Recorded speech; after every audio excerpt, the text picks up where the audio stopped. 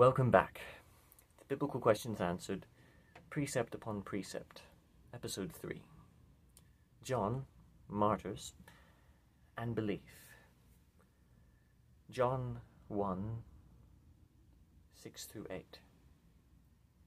There came a man, having been sent from God. His name was John.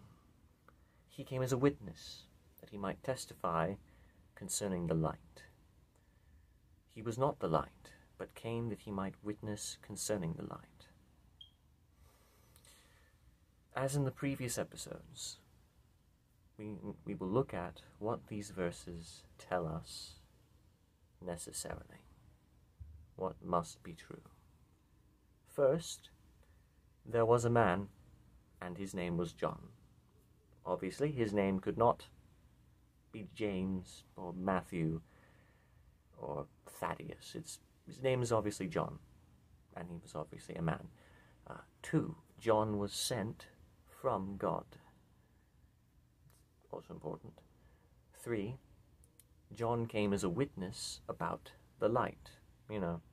What was previously spoken of in the chapter.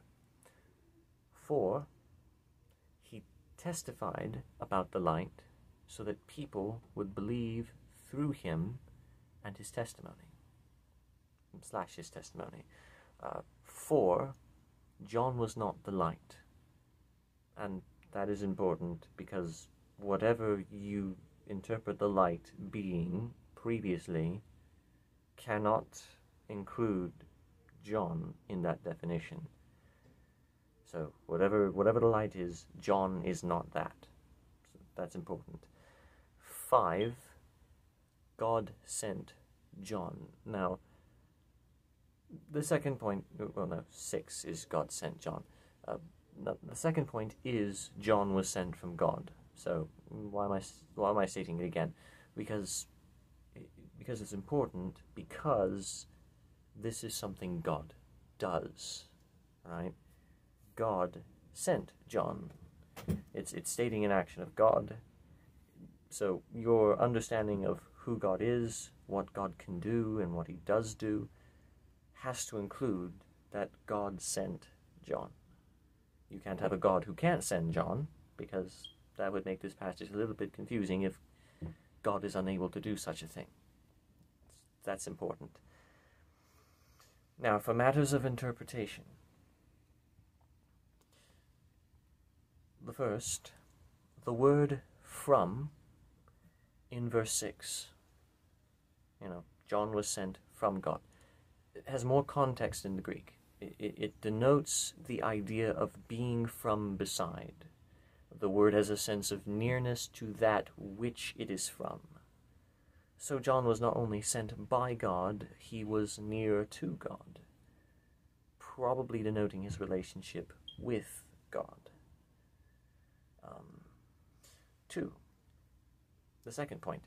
An interesting point about the words for witness and testify is that they are the noun and verb form of a Greek word from which we get martyr, which the early church called those who died for Christ martyrs because they were testifying about Christ and being a witness of Christ in their death.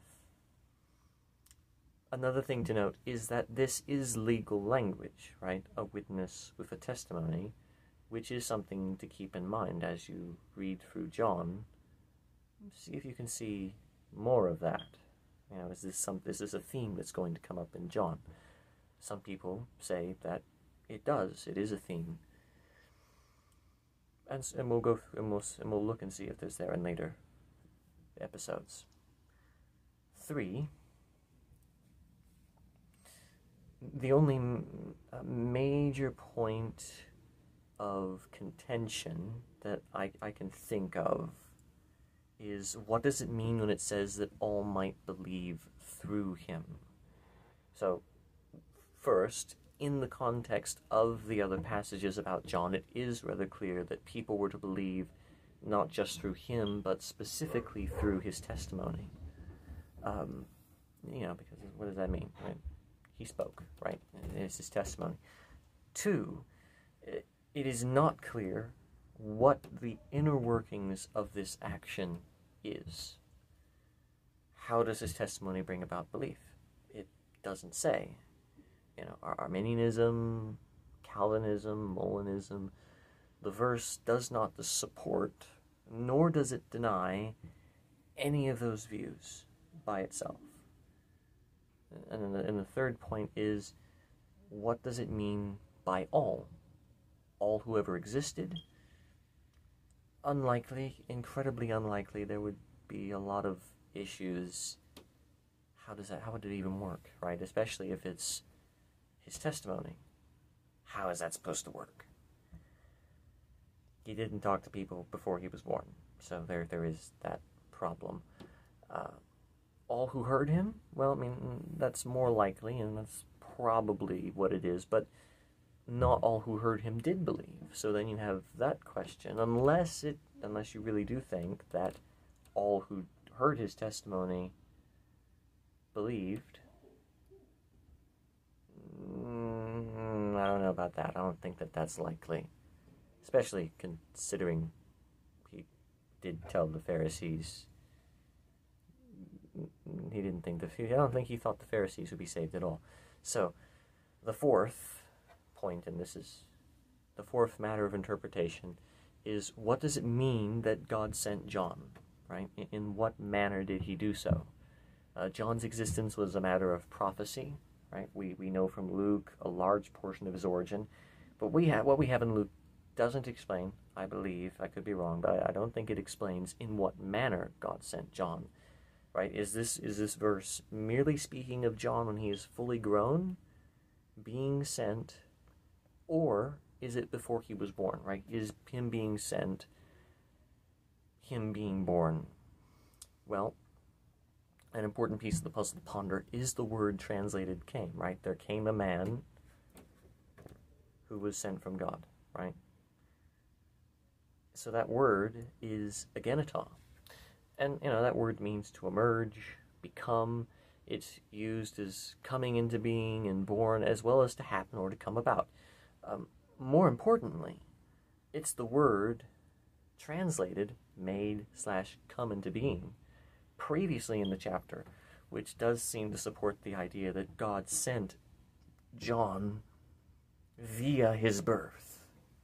But again, that's a matter of interpretation. But if you hold that, then God sending John, and that's not saying that's something God can do and has done, that also has a lot of implications to your theology and what you think about, even to a degree, how you think salvation works. Because if God can do that, a lot of other things that he could do is more believable that he would do. So, with all of that to ponder, till next time, so we'll have all that to ponder till next time, where I continue with more discussion about the light. See you then. God bless, and I wish you well until you come and look at my videos again. Not the best ending, but I'm working on it.